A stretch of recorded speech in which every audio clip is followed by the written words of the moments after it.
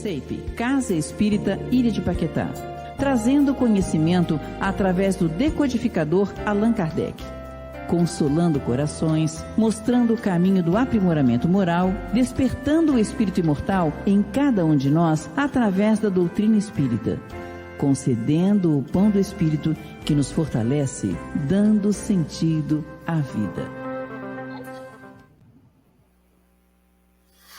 Boa noite, estamos aqui concluindo já, chegando no finalzinho do estudo do Livro dos Espíritos.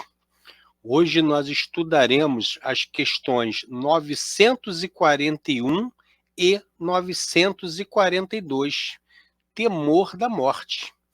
Nosso querido companheiro de trabalho, Éder Andrade, vai fazer o estudo da noite de hoje, mais uma quarta-feira, né? 7 horas da noite, 7 horas e um pouquinho já, 19 horas e um pouquinho. Como nós falamos sempre, quem quiser, mantenha um copo com água próximo. Epa, o meu aqui é do Fluminense. Mantenha um copo com água próximo para a espiritualidade fluidificar. E conforme a necessidade e o merecimento de cada um, então vamos fazer a nossa prece de abertura, uma prece rápida, para que o nosso companheiro Éder Andrade dê prosseguimento ao seu estudo. Então, Mestre Jesus, amigo querido, mentor espiritual da nossa casa, nesse momento de comunhão com a espiritualidade, rogamos que os trabalhadores deste momento façam-se presente na casa de todos que estiverem assistindo esse estudo, seja agora ao vivo ou seja posteriormente gravado pelo YouTube, aquele que deixou próximo um copo com água, que ela seja fluidificada, que cada um seja atendido conforme o merecimento de cada um nesta água. Ela poderá ser bebida, poderá ser colocada na comida, para fazer a comida, o pão nosso de cada dia, né? Então, que nosso companheiro Éder Andrade, ele seja intuído, conduzido, amparado, que a espiritualidade faça chegar à sua mente tudo aquilo que ele estudou de maneira clara e objetiva. Então, pedimos ao mentor espiritual da nossa casa, aos trabalhadores espirituais, fique conosco, agora e sempre, graças a Deus. Então, deixa eu tirar aqui. Éder, querido, é com você. Prezados amigos da Ilha de Paquetá, estamos aqui hoje para dar continuação ao estudo do Livro dos Espíritos. Pergunta 941 e 942 sobre o temor da morte. Espero que a nossa exposição esclareça, oriente e atenda a todas as curiosidades das pessoas. Não é novidade nenhuma que o homem, desde a antiguidade, ele teme a morte. E nós podemos explicar o motivo desse temor. Quanto mais materializado o homem se encontra, mais apegado aos valores materiais, mais apegado aos sentimentos do mundo material, o homem tem uma dificuldade muito grande de aceitar a ideia de que a vida continua após a morte do corpo físico. E, dessa forma, o homem vive de forma intensa o momento presente. Ele não pensa na possibilidade de uma vida futura. Ele foca a sua vida no momento presente. de tal maneira que chega, às vezes, ao absurdo de achar que tudo que ele está amealhando, ele vai ficar com ele pela sua vida. Então, há uma tendência materialista dos céticos e também daquelas pessoas que não acreditam muito na vida espiritual, de que nós temos que aproveitar ao máximo, porque dessa vida não vamos levar nada. Pelo contrário, a gente leva a experiência, a gente leva a vivência, levamos os amores, mas os objetos materiais, não. E é aí que entra a grande questão. Porque o homem reencarna com o objetivo de se moralizar. O homem estuda, aprende para evoluir, para se moralizar, para se transformar em uma pessoa melhor. E quando o homem ele se afasta dos valores espirituais da vida, se apegando aos valores materiais, ele fica preso à transitoriedade da matéria. Ou seja, ele enxerga a existência como se tudo se resumisse entre o berço, aonde ele nasceu, se nós podemos dizer assim, até o túmulo onde ele foi enterrado. E esse intervalo de tempo, que pode durar 50, 60 ou 70 anos, representa a sua vida. O homem se apega aos valores do mundo material, achando que a vida ela se resume ao que ele toca, ao que ele sente, ao que ele interage.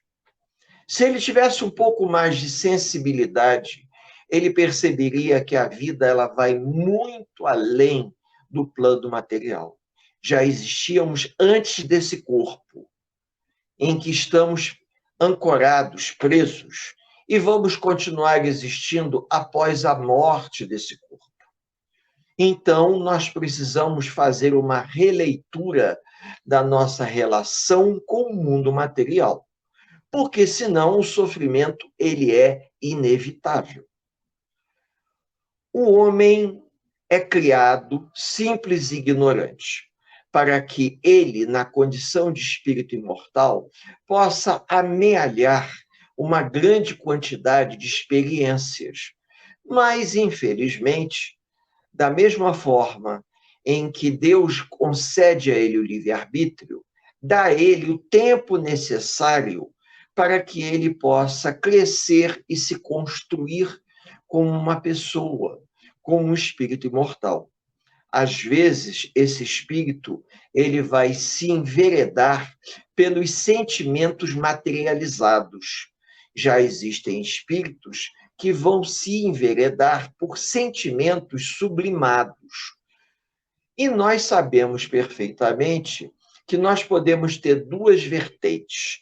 Aquele homem que se materializa a ponto de não perceber o plano material, espiritual, e assim como o homem que se desmaterializa através de um trabalho doutrinário, se afastando do plano material e percebendo o plano espiritual. Então, nós temos, às vezes, dois tipos de médium. O médium que não percebe nada do plano espiritual, porque ele está densamente materializado. E aquele que consegue se sublimar e percebe a presença dos mentores espirituais. Nós não temos como, não existe uma regra, não existe uma fórmula. O que o indivíduo precisa é estudar. O que o indivíduo precisa é rever a sua conduta diante da terra, diante do semelhante, diante do próximo, rever seus valores. O que de fato nós desejamos? Evoluir. E como é que nós vamos evoluir?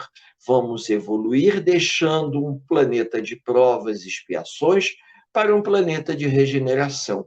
E nesse processo de evolução, a gente precisa se sublimar. E esse processo de sublimação implica em uma renúncia aos valores materiais. Não é que a gente não dê importância aos valores materiais. Pelo contrário, a gente dá a devida importância, mas não coloca os valores materiais à frente dos valores espirituais. Isso é um ponto importante, porque nós precisamos nos espiritualizar. E quando isso acontece, a gente observa claramente que nós precisamos valorizar os sentimentos eternos. Não são os sentimentos materiais que as traças vão roer e que os ladrões vão roubar. Os faraós do Egito Antigo construíram grandes pirâmides e colocaram dentro dessas pirâmides toda a sua riqueza. E os sacerdotes que ajudaram a construir os templos foram os primeiros a saquear os templos, saquear as tumbas dos faraós.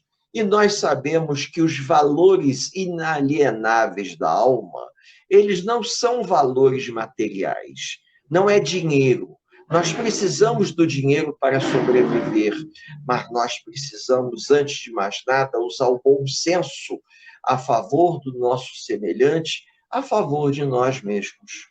E dessa maneira, à medida que nós vamos estudando, à medida que nós vamos melhor conhecendo a doutrina, nós vamos nos sublimando, nós vamos, digamos, do que nos elevando espiritualmente a ponto de perceber que não é tudo na Terra que é lícito que nos convém.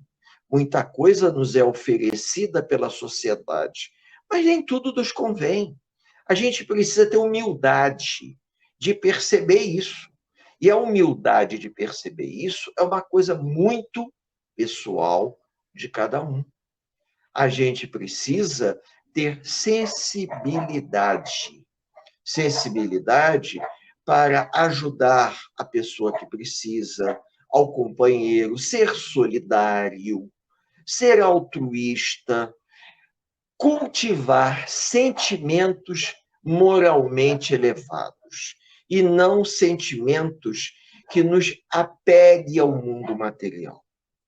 Existem dois tipos de pessoa: o indivíduo altruísta e o indivíduo egoísta. O egoísmo humano, ele fala mais alto e nós nos preocupamos única e exclusivamente com os nossos interesses e com os bens materiais. Já na condição de um altruísmo, a gente se volta para as pessoas necessitadas, para o exercício do amor ao próximo, para a caridade.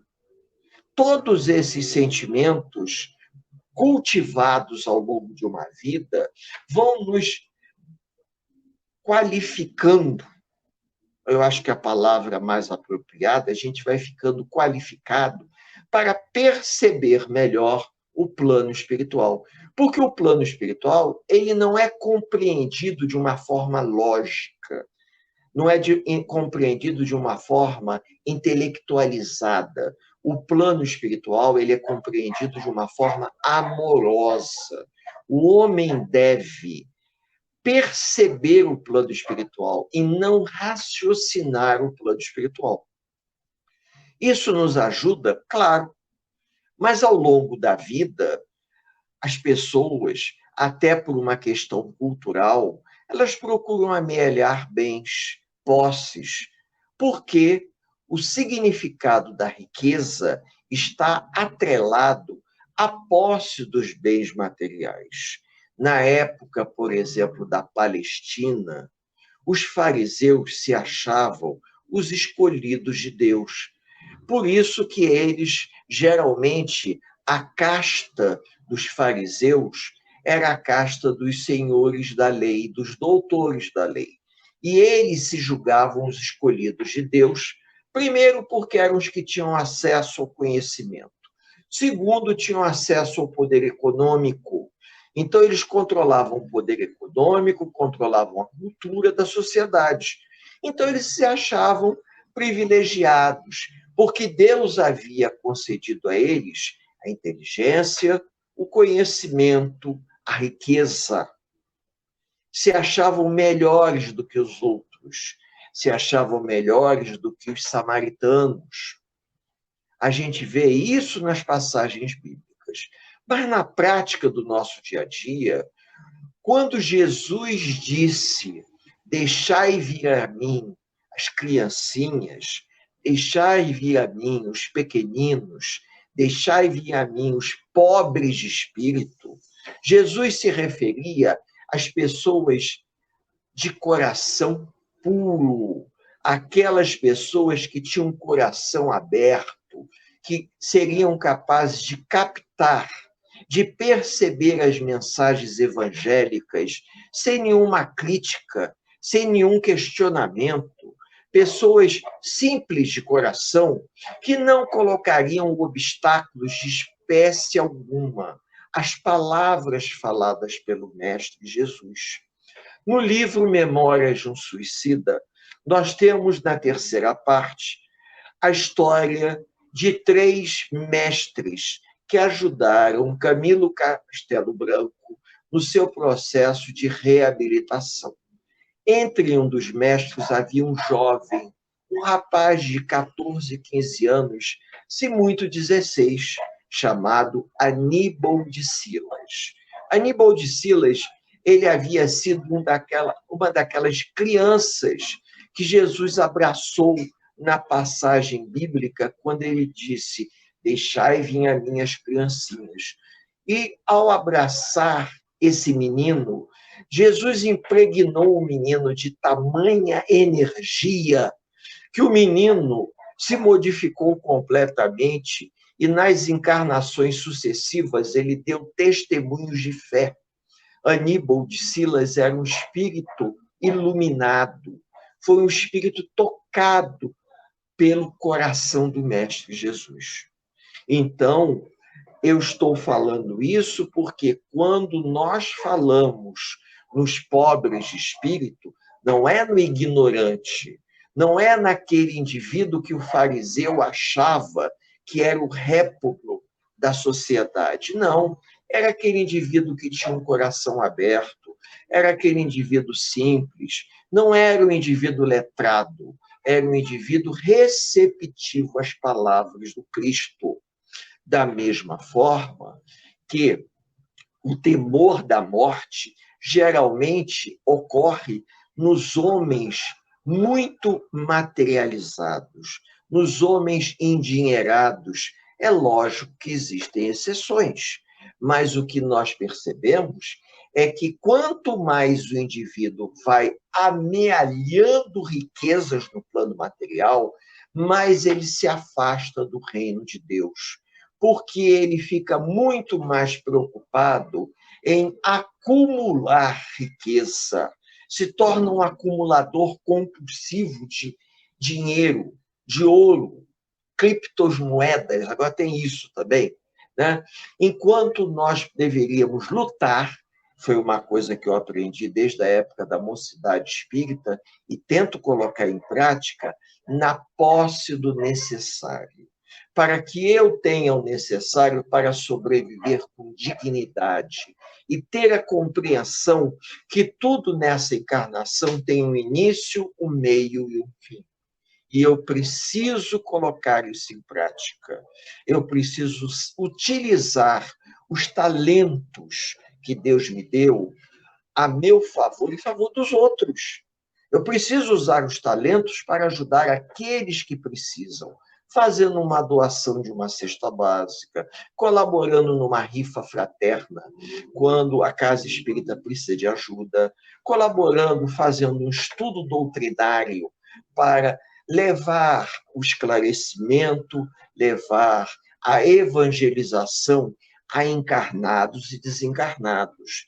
Mas eu também preciso, na minha vida, no meu dia a dia, exercitar isso, dar um testemunho de paciência, de boa vontade, de humildade, de tolerância. Não basta eu falar isso e não fazer nada disso. Eu tenho que dar esse testemunho. Eu tenho que viver isso na vida prática do meu dia a dia. Ser uma pessoa humilde, Porque simples é muito fácil. Eu coloco uma roupa qualquer, as pessoas olham e me veem como uma pessoa simples, porque eu estou de chinelo de dedo, de bermuda, de camiseta, mas humilde é diferente. A humildade é uma conquista em que nós conquistamos através do esforço próprio. A simplicidade, ela pode ser apenas aparente. A humildade não, é uma coisa de essência. Então, se eu hoje já me encontro numa terceira idade, vivi a mocidade, a juventude, estou na terceira idade, eu tenho que ter a consciência que a vida passa, que existe uma programação. E dentro dessa programação eu tenho que fazer por onde merecer uma intercessão do plano espiritual no momento do meu processo de desencarne. Porque se a espiritualidade julgar conveniente, poderá me dar uma sobrevida para que eu viva mais um pouco e faça por onde ajudar outras pessoas e me melhorar. Aí eu estou tendo a consciência que eu não estou tendo medo da morte. Eu estou administrando a minha vida de maneira que o processo do desencarne vai chegar no momento exato. É lógico que em alguns momentos a gente comete abusos. A gente abusa da nossa alimentação, a gente abusa do trabalho, o trabalho excessivo, a alimentação excessiva, e ingerimos coisas que não deveríamos ingerir. Como Cristo dizia, o mal não sai da boca do homem do jeito que o homem imagina. É quando ele pensa e diz o que ele pensa, aí sim o mal sai. O mal entra através de uma má alimentação, de uma má bebida, mas o mal que nós colocamos para fora através de palavras pensadas é muito pior. Então, se nós conseguirmos administrar isso, por quê?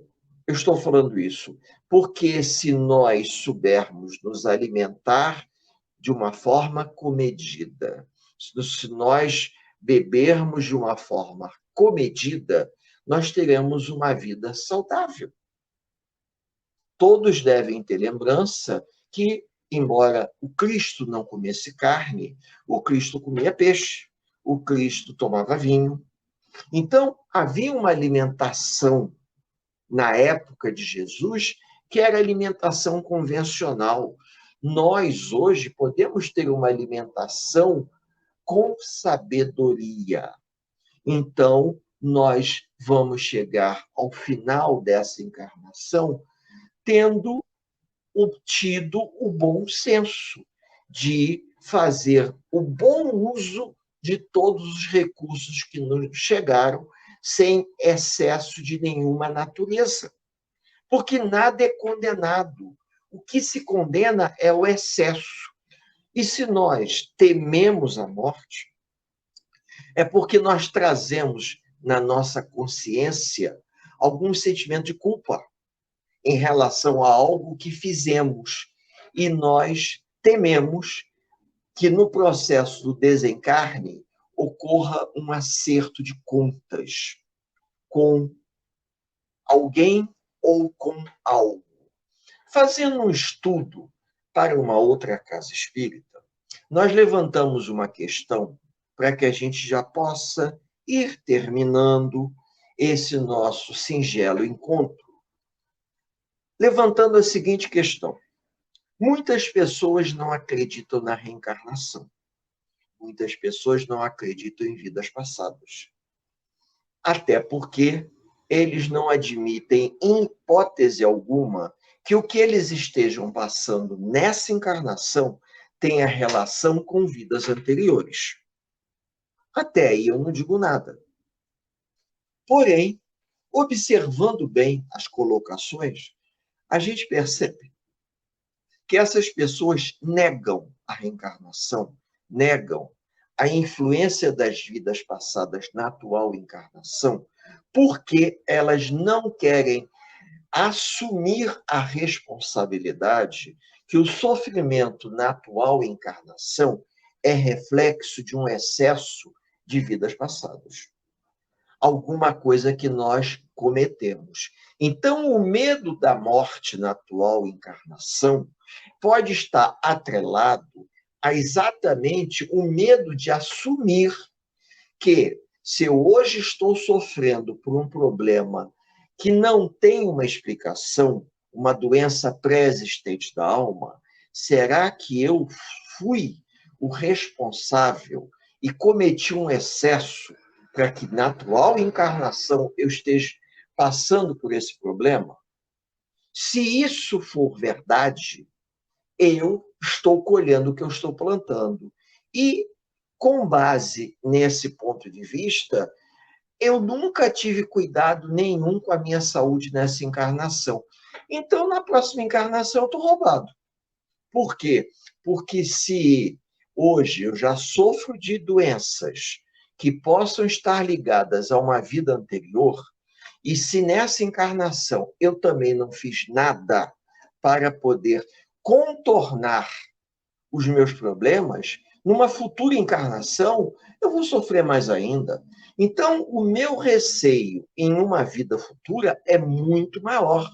Agora, se eu, na atual encarnação, parei para pensar e admito que eu estou colhendo aquilo que eu plantei, estou tentando administrar a minha saúde comprometida pelos erros, os possíveis erros do pretérito, tá?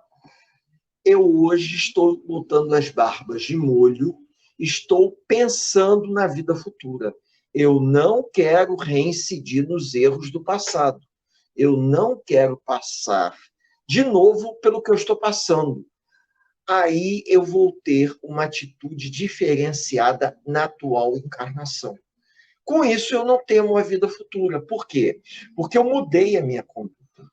Eu não estou tendo, nessa encarnação, a conduta que eu provavelmente tive na encarnação passada, que me levou a passar pelo sofrimento na atual existência.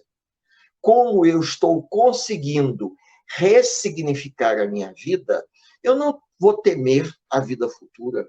Por quê? Porque Deus é testemunha que eu não sou melhor do que ninguém, mas estou fazendo aquilo que está ao meu alcance na atual existência para que o sofrimento dessa vida não se estenda à vida futura. Eu posso não ter condições, como diz Chico Xavier, de mudar o meu passado, mas eu tenho condições de fazer um presente diferente. Se eu tenho condições de fazer um presente diferente, daqui para frente vai ser diferente. Então, com isso, eu estou preocupado com a vida futura. Eu não vou conseguir resolver todos os problemas das vidas anteriores nessa, mas eu não vou ter atitudes que aumente a quantidade de situações de débitos para se transferirem para uma vida futura. Então, dessa forma, eu estou contendo a minha dívida para comigo mesmo ou para com a minha consciência, ela não vai crescer, ela vai ficar estanque. Ou seja, na próxima encarnação, eu terei a oportunidade de continuar do ponto que eu estou parando aqui. Ou seja, eu vou ter questões a serem trabalhadas, mas o volume de questões vai ser menor. Por quê? Porque eu não vou me comprometer mais como eu já me comprometi. E dessa forma, eu estou ressignificando a minha vida, eu estou ressignificando a minha existência, eu estou repensando o meu modelo de vida. O que é que eu desejo? Ser feliz. O que é que eu desejo? Construir um futuro melhor. E o que é que eu preciso fazer? Pensar 2 vezes antes de cometer um desatino. Para isso, eu tenho que ser coerente, eu tenho que dar um testemunho para que, a partir desse momento para frente, eu erre menos. Eu não vou deixar de errar, mas eu vou errar. E dessa forma, fazendo uma comparação grosseira, é como um cartão de crédito que eu resolvi guardar e não usar mais, para não aumentar o acúmulo da dívida. Eu vou administrar a minha dívida do que eu fiz de errado até hoje. Daqui para frente, eu vou pensar 2 ou 3 vezes antes de ter uma atitude imprudente. E dessa maneira, nós vamos ressignificando, eu insisto nessa palavra, ressignificar a nossa existência terrena, para não amealharmos mais comprometimentos que se arrastem para vidas futuras, de forma a aumentarmos o nosso débito. Chico Xavier, para que a gente possa encerrar, uma vez foi entrevistado e perguntaram a Chico, isso alguns anos antes de Chico desencarnar, Chico, como é que você se classifica espiritualmente falando? Ele disse assim, eu sou um enfermo são. Aí as pessoas disseram assim, mas como enfermos são, Chico? Eu sou um enfermo porque eu estou saudando compromissos. Mas, ao mesmo tempo, eu sou são porque eu não estou contraindo compromissos. Ou seja, ele estava saudando débitos e não estava contraindo mais débitos junto à providência divina.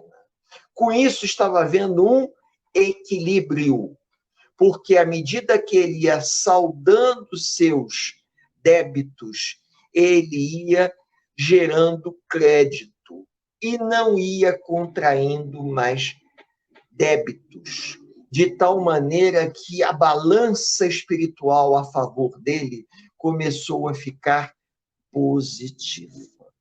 Essa seria uma explicação muito simples para os companheiros a respeito do temor da vida futura.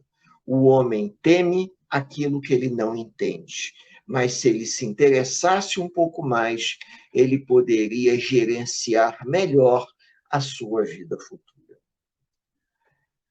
Eu convido aos companheiros a fazermos uma mentalização rápida, elevando o nosso pensamento, agradecendo a Deus nosso Pai a oportunidade dessa confraternização amiga.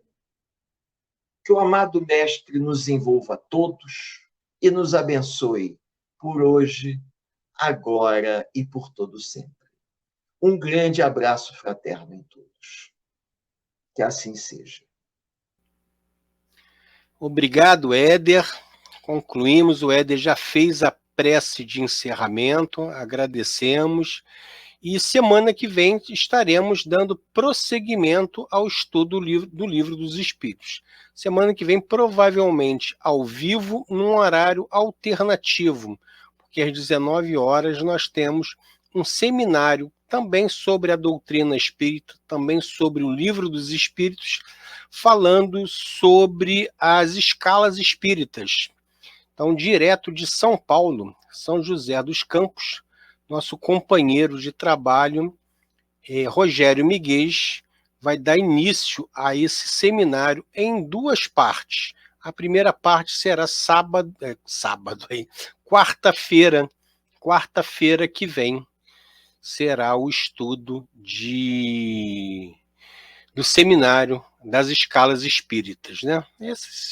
Esse complementando, né? Continuando aqueles quiz que nós colocamos diariamente aqui no nosso canal para ser respondido de maneira descontraída para testarmos os nossos conhecimentos. E como no quiz sobre escala espíritas as pessoas se enrolaram um pouquinho, nós decidimos fazer esse seminário para esclarecer, para ficar uma coisa bem esclarecida sobre o assunto, como é que às quarta-feira, que é onde nós tiramos para estudar o Livro dos Espíritos, nada melhor do que ser no horário de 7 horas. Não percam agora, sábado próximo, presencialmente na Ilha de Paquetá, nós teremos a Miriam Maia, tá? Com mais um tema sensacional, não esqueçam. Deixa eu colocar aqui a vinheta de fechamento. Fechamento. Beijo no coração de todos. Esperamos todos para a semana que vem no nosso seminário sobre escalas espíritas. A Casa Espírita Ilha de Paquetá, CEIP, agradece a presença de todos. Deseja que tenhamos uma excelente noite de sono reparador, com descanso do corpo físico. E que nosso espírito possa emancipar-se em missão de trabalho no bem ou em estudos em esferas espirituais mais elevadas.